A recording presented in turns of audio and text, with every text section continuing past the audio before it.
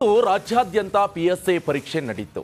ಅಕ್ರಮ ತಡೆಗಟ್ಟಲು ಕರ್ನಾಟಕ ಪರೀಕ್ಷಾ ಪ್ರಾಧಿಕಾರ ಹಾಕಿರುವಂತಹ ಸ್ಟ್ರಿಕ್ಟ್ ರೂಲ್ಸ್ ಹೇಗಿತ್ತಪ್ಪ ನೀವೇ ನೋಡಿ.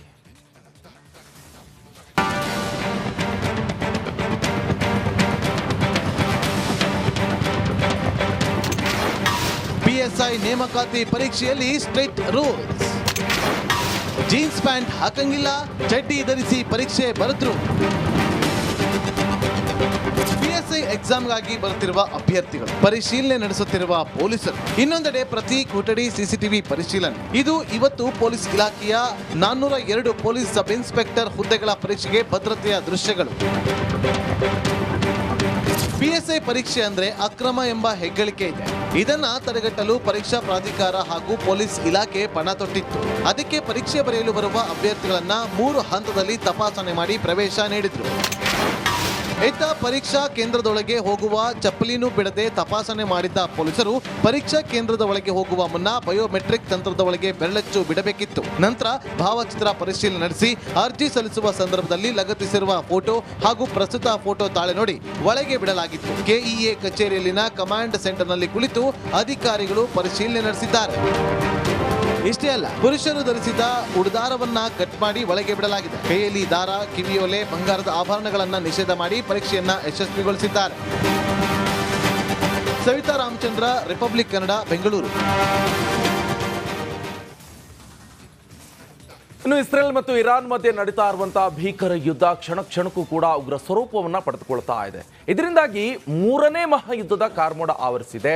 ಇನ್ನು ಯುದ್ಧದಿಂದ ವಿಶ್ವದ ಆರ್ಥಿಕತೆ ಜೊತೆ ಭಾರತದ ಆರ್ಥಿಕತೆಯೂ ಕೂಡ ನೆಲಕಚ್ಚುವ ಅಪಾಯ ಎದುರಾಗಿದೆ.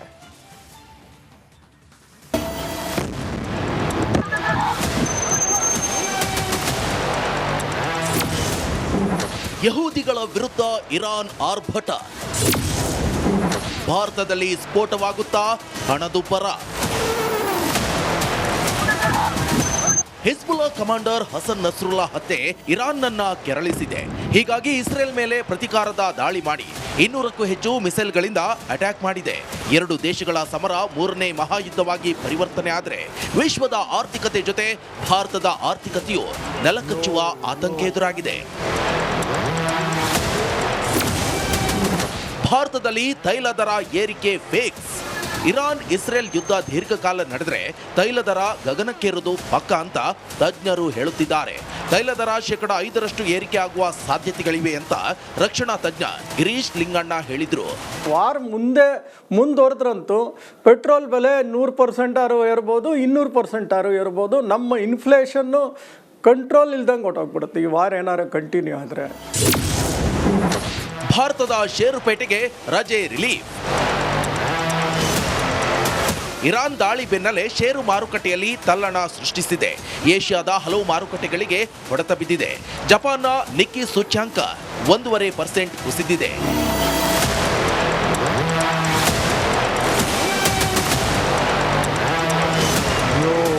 Bureau report, republic Kannada. ಉಳಿದ ಮತ್ತಿನಲ್ಲಿ ಕೊಡಲಿಯಿಂದ ಕೊಚ್ಚಿ ಕೊಲೆ ಮಾಡಲಾಗಿದೆ. ಭೀಕರ ಕೊಲೆಗೆ ಬೆಚ್ಚಿ ಬಿದ್ದಿದ್ದಾರೆ ಕೊಡಗಿನ ಕೂಡ್ಲೂರು ಜನತೆ. ಪಕ್ಕದ ಮನೆಯವನಿಂದಲೇ ಜೋಸೆಫ್ನ ಹತ್ಯೆ ಆಯಿತು ಅಂತ ತಿಳಿದು ಬರ್ತಾ ಇದೆ. ಹತ್ಯೆ ಮಾಡಿ ಠಾಣೆಗೆ ಬಂದು ಶರಣಾಗಿದ್ದಾನೆ ಗಿರೀಶ್ ಎನ್ನುವಂತ ವ್ಯಕ್ತಿ. ಫುಲ್ ಟೈಟ್ ಆಗಿದ್ದಾನೆ, ಕುಡಿದ್ಬಿಟ್ಟು ಆ ನಶೆಯಲ್ಲಿ ಬಂದ್ಬಿಟ್ಟು ಭೀಕರವಾಗಿ ಕೊಡಲಿಯಿಂದ ಕೊಚ್ಚಿ ಕೊಲೆ ಮಾಡಿದ್ದಾರೆ. ಕೊಡಗಿನಲ್ಲಿ ನಡೆದಿರುವಂತಹ ಘಟನೆ ಇದು. ಕೊಡಗಿನ ಜನತೆ ಈ ಕೊಲೆಗೆ ಬೆಚ್ಚಿ ಬಿದ್ದಿದ್ದಾರೆ. ಪಕ್ಕದ ಮನೆಯವನಿಂದಲೇ ಜೋಸೆಫ್ನ ಹತ್ಯೆ ಆಗಿದೆ ಅಂತ ಗೊತ್ತಾಗ್ತಾ ಇರುವಂಥದ್ದು. ಹತ್ಯೆ ಮಾಡಿ ನೇರವಾಗಿ ಆತ ಪೊಲೀಸ್ ಸ್ಟೇಷನ್ಗೆ ಬಂದು ಶರಣಾಗಿದ್ದಾನೆ. ಆ ದೃಶ್ಯವನ್ನು ಕೂಡ, ಆ ಫೋಟೋಸನ್ನು ಕೂಡ ನೀವು ನೋಡ್ತಾ ಇರ್ಬೋದು. ಗಿರೀಶ್ ಎನ್ನುವಂಥ ಅವನೇ ಆರೋಪಿ. ಫುಲ್ ಟೈಟ್ ಆಗಿದ್ದಾನೆ, ಕುಡಿದ್ಬಿಟ್ಟು ಕೊಲೆ ಮಾಡಿರುವಂಥ ಆರೋಪಿ.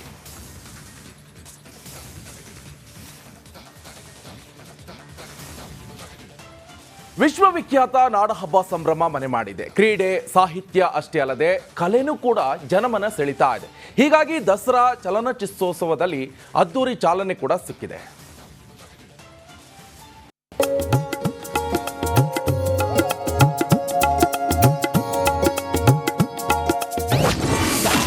ಅರಮನೆ ನಗರಿಯಲ್ಲಿ ಚಲನಚಿತ್ರೋತ್ಸವ ಸಂಭ್ರಮ. ಸುಂದರ ದಸರಾಕ್ಕೆ ಮೆರುಗು ತಂದ ಸೆಲೆಬ್ರಿಟಿ. ದಸರಾ ಮೈಸೂರಲ್ಲಿ ವಿಶ್ವವಿಖ್ಯಾತ ನಾಡಹಬ್ಬ ಸಂಭ್ರಮ ಮನೆ ಮಾಡಿದೆ. ಕ್ರೀಡೆ ಸಾಹಿತ್ಯ ಅಷ್ಟೇ ಅಲ್ಲದೆ ಕಲೆನೂ ಜನಮನ ಸೆಳೆಯುತ್ತಿದೆ. ಹೀಗಾಗಿ ದಸರಾ ಚಲನಚಿತ್ರೋತ್ಸವದಲ್ಲಿ ಅದ್ದೂರಿ ಚಾಲನೆ ಸಿಕ್ಕಿದೆ.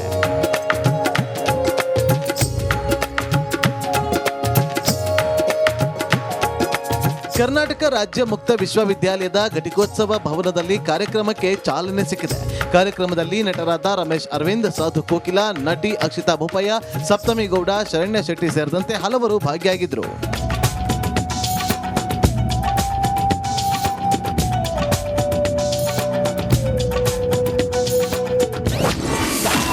ಚಲನಚಿತ್ರೋತ್ಸವಕ್ಕೆ ನಟ ರಮೇಶ್ ಬಹುಪರ ಹಲವು ಚಿತ್ರಗಳನ್ನು ಅದರಲ್ಲಿ ಪ್ರದರ್ಶನ ಮಾಡ್ತಿದ್ದಾರೆ. ನಂತರ ಈ ವರ್ಷ ಹೋದ ವರ್ಷ ಸುದ್ದಿ ಮಾಡಿದಂಥ ಚಿತ್ರಗಳು, ಹಿಟ್ಟಾದ ಚಿತ್ರಗಳು, ಹಾಗೆ ಇವತ್ತು ಪ್ರೆಸೆಂಟ್ ಡೇಯಲ್ಲಿ ಮಿಂಚ್ತಿರುವಂಥ ವ್ಯಕ್ತಿಗಳು ಅವರ ಚಿತ್ರಗಳ ಬಗ್ಗೆ ಒಂದು ಸೆಕ್ಷನ್ ಮಾಡಿದ್ದಾರೆ. ಇನ್ನೂ ಬ್ಯೂಟಿಫುಲ್ ಅಂದರೆ ನಾಳೆಯ ಭರವಸೆಯ ಬೆಳಕು ಇದಾರಲ್ಲ ಈ ಮುಂದಿನ ನಿರ್ದೇಶಕರು, ಅವರ ಶಾರ್ಟ್ ಫಿಲ್ಮ್ಸು, ಡಾಕ್ಯುಮೆಂಟ್ರೀಸ್ ಇದೆ. I think it's a good idea. ಏನೋ 170 ಎಕರೆ ಇದು ಕೂಡ ಫ್ಯೂಚರ್ಗೆ ಹೆಲ್ಪ್ ಆಗ್ತದೆ. ಅದು ಅಮೇಝಿಂಗ್. ಅದು ಅಂದರೆ ಚಿತ್ರನಗರಿ ಅನ್ನೋದು ಅದು ಬರೀ ಬ್ರಿಕ್ಕು, ಮೋಟರು, ಬಿಲ್ಡಿಂಗು ಅಂತ ಮಾತ್ರ ಆಗದೆ ಈಗ ಆರ್ಟಿಫಿಷಿಯಲ್ ಇಂಟೆಲಿಜೆನ್ಸ್ ಬರ್ತಾ ಇರೋದ್ರಿಂದ AI ತಕ್ಕಂತೆ ನಾಳೆ ಟೆಕ್ನಾಲಜಿಯನ್ನು ಸುಲಭವಾಗಿ ಅಳವಡಿಸಬಹುದಂಥ ರೀತಿಯಲ್ಲಿ ಅದನ್ನು ಮಾಡಿದ್ರೆ ಚೆನ್ನಾಗಿರುತ್ತೆ. ಫಿಲಂ ಸಿಟಿ ಸಿಕ್ಕಿದ್ದು ತುಂಬಾ ಖುಷಿ ಇದೆ.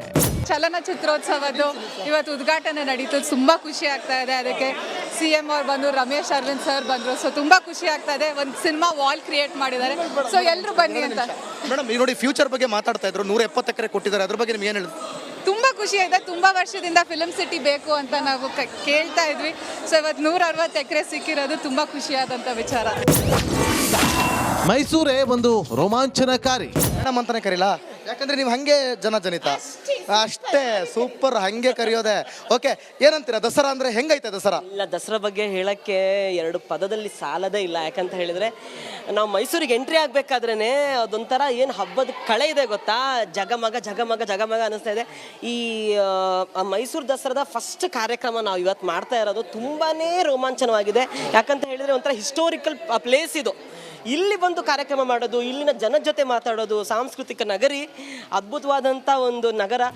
ಒಟ್ಟಾರೆ ದಸರಾ ಉತ್ಸವ ಅಂಗವಾಗಿ ಚಲನಚಿತ್ರೋತ್ಸವಕ್ಕೂ ಒಂದು ಮೆರುಗು ಬಂದಿದ್ದು, ಫಿಲಂ ಸಿಟಿ ನಿರ್ಮಾಣಕ್ಕೆ ಚಾಲನೆ ನೀಡಿದ್ದು ಖುಷಿಯಾಗಿದೆ ಅಂತ ನಟ ನಟಿಯರು ಜೈಕಾರ ಹಾಕಿದ್ರು. Bureau report, republic Kannada.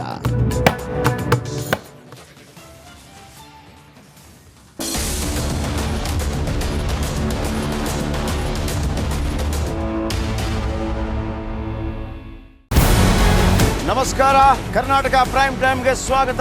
ನಾನು ಜಯಪ್ರಕಾಶ್ ಶೆಟ್ಟಿ. ಇಡೀ ಕರುನಾಡು ಇವತ್ತು ರೆಬೆಲ್ ಆಗಿ ನಿಂತಿದೆ. ಈ ಹಗರಣಗಳನ್ನು ಸದನದಲ್ಲಿ ಪ್ರಸ್ತಾಪ ಮಾಡಲು ಕೂಡ ಕಾಂಗ್ರೆಸ್ ಹಿಂದೇಟು ಹಾಕಿದ್ದೇಕೆ? ನಿಮ್ಗೆ ಸಂಬಳ ಅದಕ್ಕೆ, ನಿಮಗೆ ವಾಹನ ಅದಕ್ಕೆ, ನಿಮಗೆ ವೆಪನ್ ಅದಕ್ಕೆ, ನೀವು ಅದನ್ನು ಸೆರೆ ಹಿಡಿಬೇಕಾಗಿತ್ತು. ನೀವು ವಿದ್ಯುತ್ ಬರ ಇದೆ ಅಂತ ಹೇಳ್ತಾ ಇದ್ದೀರಿ, ಎಲ್ಲಿ ಬರ ಇದೆ ನೀವು ಹೇಳಬೇಕು. ಪಾಕಿಸ್ತಾನ್ ಆಕ್ಯುಪೈಡ್ ಕಾಶ್ಮೀರ್ ಅದು ಎಂದೆಂದಿಗೂ ನಮ್ಮದು. 40 ಮೆಷಿನ್ಗಳು ತಂದಿತ್ತು ನೋಟ್ ಎಣಿಸುವುದಕ್ಕೆ, ಅದೇ ಹಾಳಾಯಿತು. ಮಥುರಾದ ಗಲಾಟೆ ಇದೆಯಲ್ಲ, ಅದು ಸ್ಥಳೀಯವಾಗಿ ಕೂತು ಪರಿಹರಿಸಬಹುದಾದಂಥ ಕಾನೂನಿದೆ. ಗ್ಯಾರಂಟಿ ಯೋಜನೆಯಿಂದ ನಷ್ಟ ಆಗಿದೆ, ಲಾಭ ಆಗಿದೆ, ದಯವಿಟ್ಟು ಹೇಳಿ. Dawood Ibrahim most wanted criminal ಯಾವಾಗಾದ ಅಂದರೆ ಇಲ್ಲಿ ತನಕ ಭಾರತ ದೇಶದಲ್ಲಿ ಓರ್ವ ದಲಿತ ಪ್ರಧಾನಿಯಾದಂಥ ಇತಿಹಾಸವೇ ಇಲ್ಲ.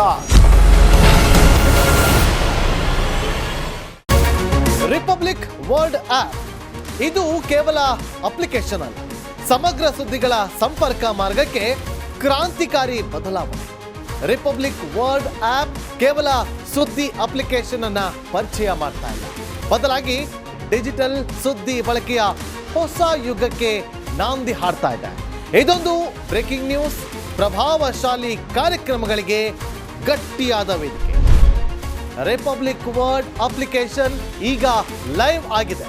ಗೂಗಲ್ ಪ್ಲೇ ಸ್ಟೋರ್ ಮತ್ತು ಆಪಲ್ ಆಪ್ ಸ್ಟೋರ್ ಎರಡರಲ್ಲೂ ಲಭ್ಯವಿದೆ. ಈಗಲೇ ಡೌನ್ಲೋಡ್ ಮಾಡಿ.